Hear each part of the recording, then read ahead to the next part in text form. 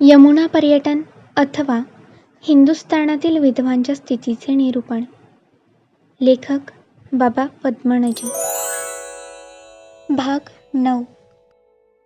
मग मी साऱ्या दिवसाची उपाशी होते म्हणून रडत रडत तेवढे दूध प्यायले व थोडीशी मिठाई खाऊन झोपी गेले.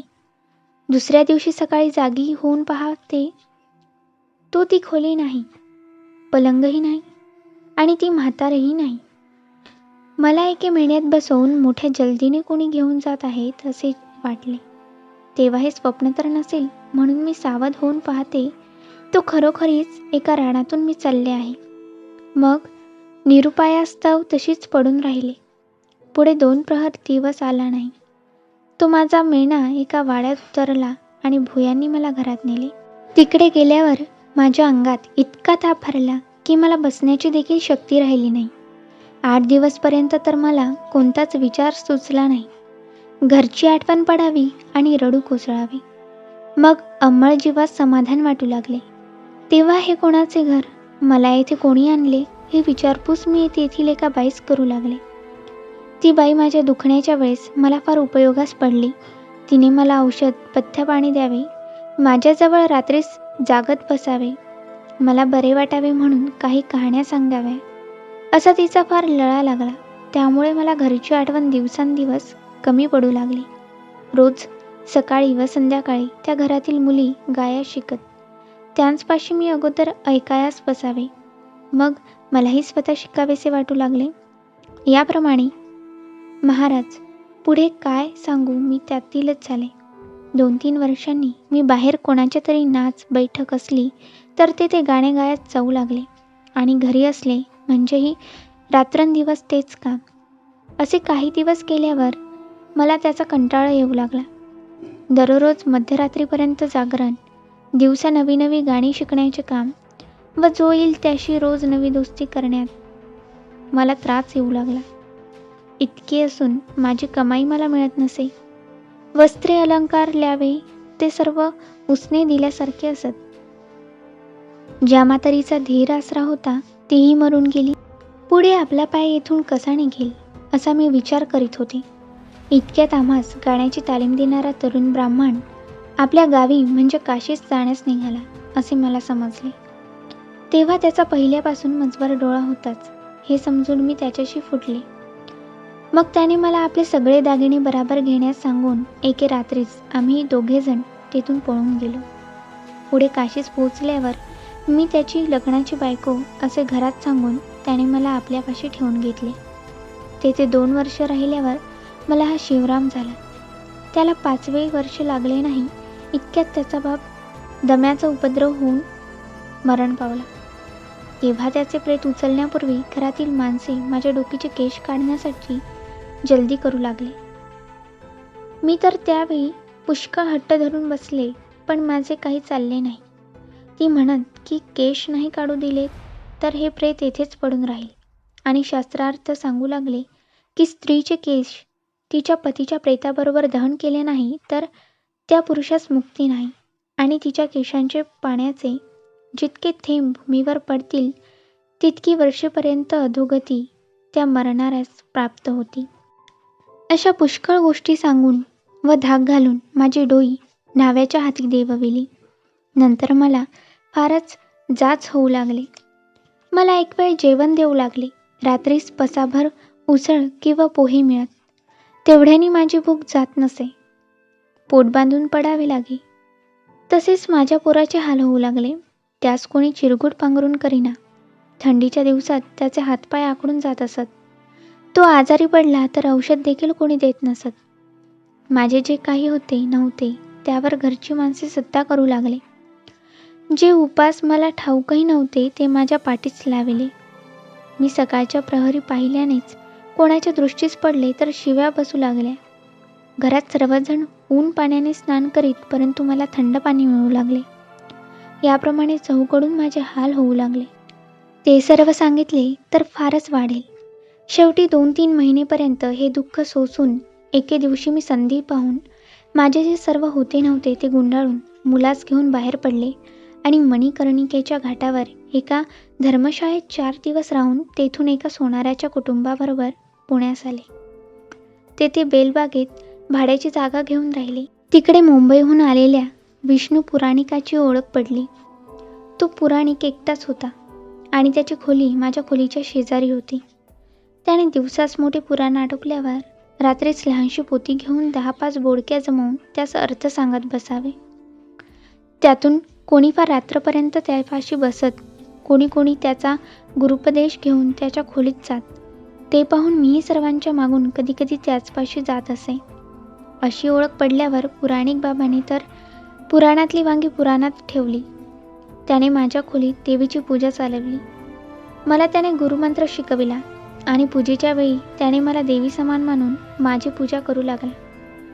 त्यावेळी माझ्या डोईवर केश नसल्यामुळे मी विरूप दिसते, म्हणून त्याने एक केशांचा टोप मला आणून दिला. तो मी घालावा आणि सोन्याची मळसूत्री कांकणे माझ्या हातात घालावी. त्या पुराणिकाचे दैवत कालिका होती. तिला मध्य मासाचा नैवेद्य लागत असे. तिच्या निमित्ताने मलाही ते पदार्थ मिळू लागले. कधी त्याने दुसऱ्या ठिकाणाहून कोंबडीच्या अंड्याचे पोळे करून आणावे. अशी आमचे खाण्यापिण्याची रेलचेल चालली असता त्या बेलबागेत एक मोठी सभा भरली. तेथे मोठमोठे शालजोडीवाले शास्त्री व पाध्ये आले होते. त्यांनी एका शेणव्याच्या विधवेने आणि एका सोनाराच्या विधवा मुलीने जारकर्म केले होते, त्याचा कसा काय निवाडा करावा हा विचार चालविला होता.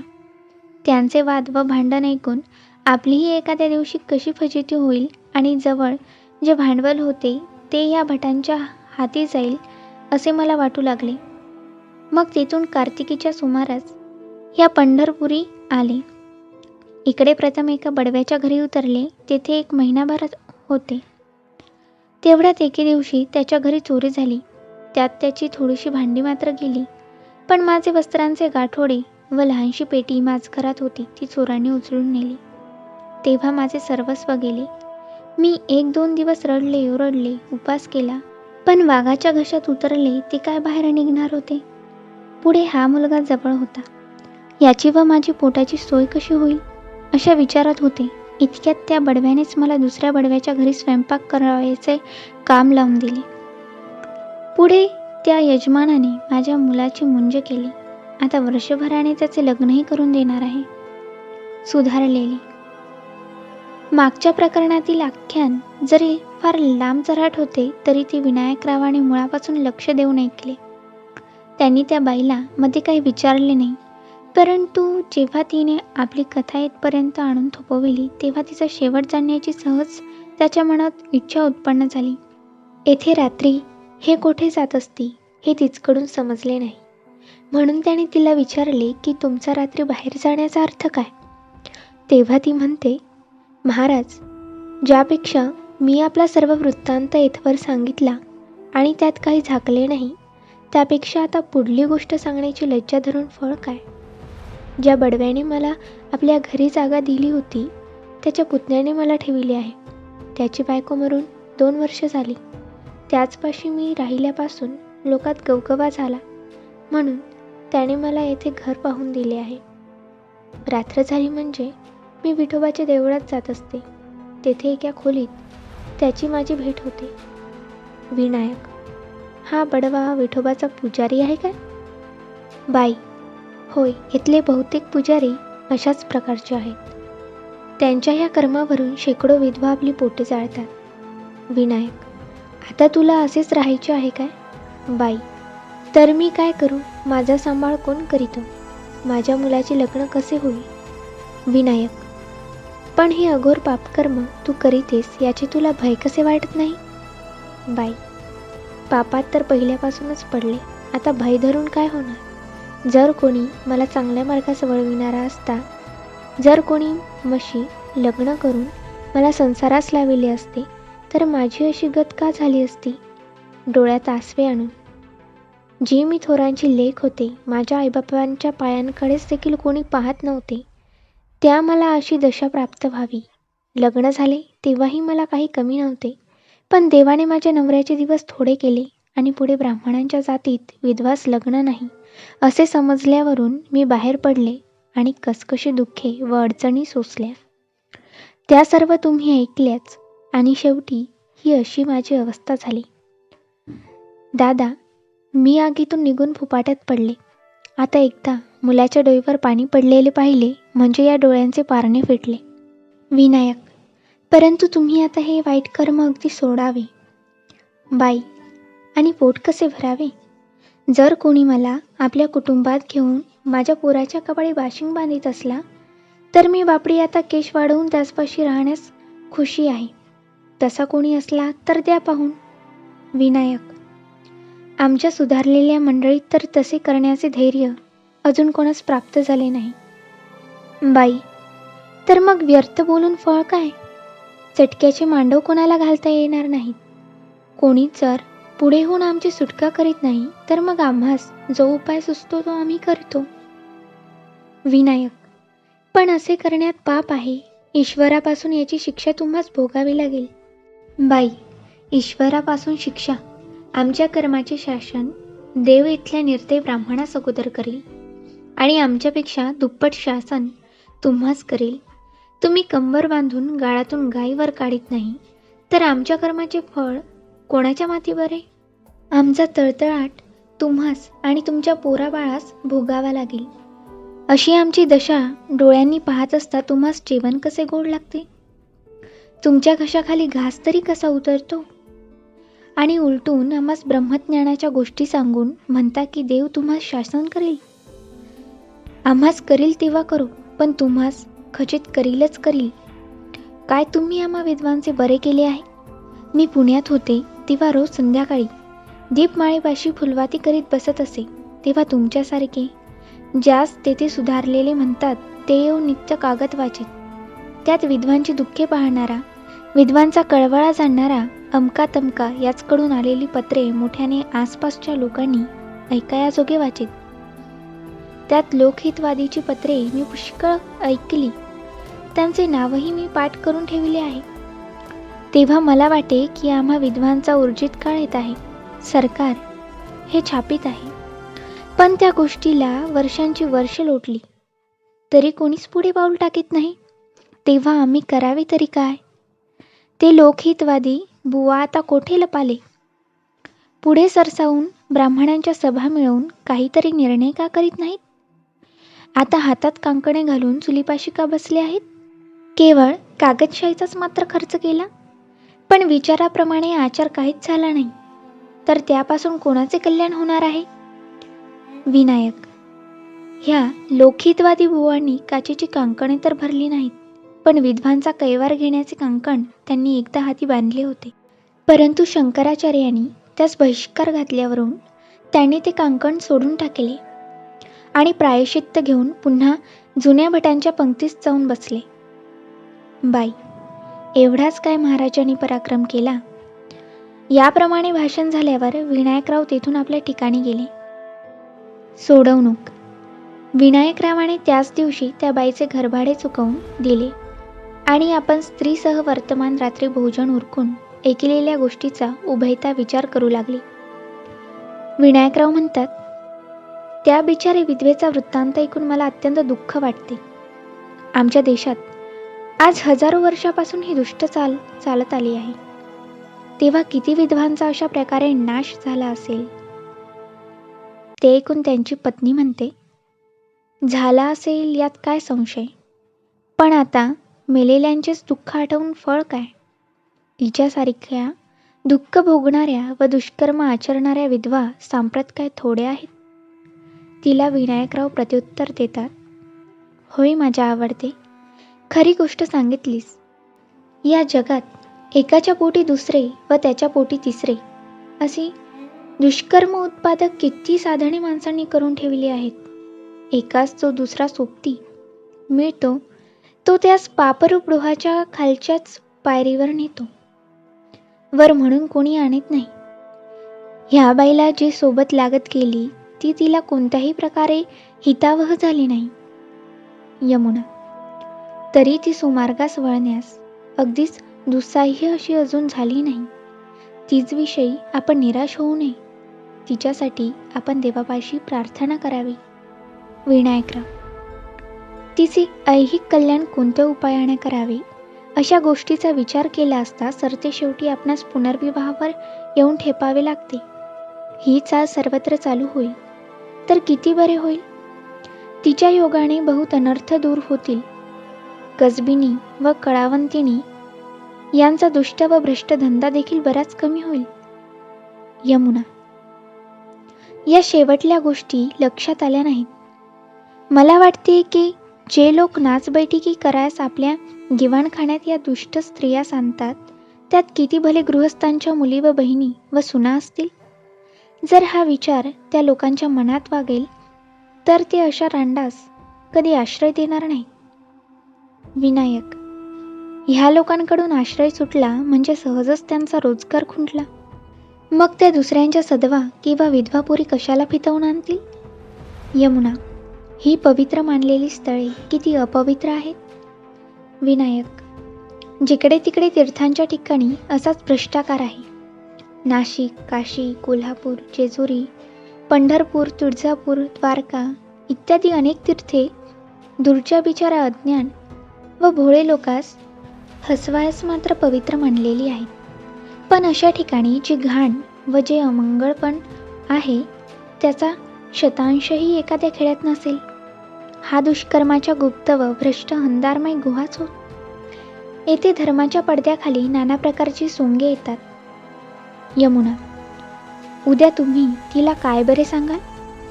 तिच्या पापाविषयी बोलाल तर ऐकलेत ना तिने काल कसा तुम्हाला उलटा दोष लाविला, आणि पाहिले तर काही अंशी तिचा वाद खरा आहे. जर तुमच्यासारखे सुधारलेले लोक हिया करून हे काम आरंभित नाही तर ते कोणी करावे. विनायक: आपला विचार येथवरच येऊन थांबतो. असो, उद्या त्या बाईला काय सांगावे हे मला सुचत नाही. परमेश्वरानेच अशा अडचणीच्या वेळी आपल्याला बुद्धी द्यावी आणि तिला कोणता मार्ग दाखवावा हे आपणास शिकवावे. मग ती दोघे देवाची प्रार्थना करून झोपी गेली. दुसऱ्या दिवशी विनायकरावाने त्या बाईला सांगितले की तुम्ही आमच्याबरोबर चलावे. आम्हास स्वयंपाक करून घालीत जा. आम्ही तुम्हाला अन्नवस्त्राची सोय करून देऊ आणि तुमच्या मुलास कुठेतरी शाळेत विद्याभ्यासाची तजवीज करून देऊ. तेथे तो शिकून रोजगार करण्याजोगा झाला म्हणजे त्याचे लग्नही करून देता येईल. आताच त्याचे लग्न केल्याने तुम्हाला अधिक दुःख मात्र होईल. तुम्हाला वाटते की आपल्या मुलास एकात बायको करून दिली म्हणजे आपल्या हातून त्याचे सर्व प्रकारे सार्थक झाले. परंतु वास्तविक पाहिले असता मुलास विद्या शिकवल्यापूर्वी व त्यास आपला चरितार्थ चालवता येण्यापूर्वी त्याचे लग्न करून देणे ही केवळ त्यास पुढे दारिद्र्याच्या व भिकेच्या महाद्वारात नेऊन सोडल्यासारखे आहे. आमच्या संगती आल्याने तुम्ही या पातकी कर्मापासून सुटाल. माझी बायको सद्गुणी आहे. तिच्या समागमे तुमचे बहुत हित होईल. तर तुम्ही आमच्याबरोबर चलावे. हे ऐकून त्या विधवेस विवेक उत्पन्न झाला आणि तिने त्याच्याबरोबर जाण्याचा लागलीच निश्चय केला. ते पाहून विनायकरावास मोठा आनंद झाला. मग तिचे त्या गावी देणे घेणे होते. त्याची व तिच्या अघडपघड सामानाची व्यवस्था करण्यासाठी तिला 8-4 दिवस लागतील. हे पाहून तिने मागून येऊन सातार मुकामी आपणास मिळावे असा बेत करून विनायकरावाने आपला एक गडी तिच्यापाशी ठेविला आणि आपण साताऱ्यास जाण्यासाठी निघाले. भटीनबाई.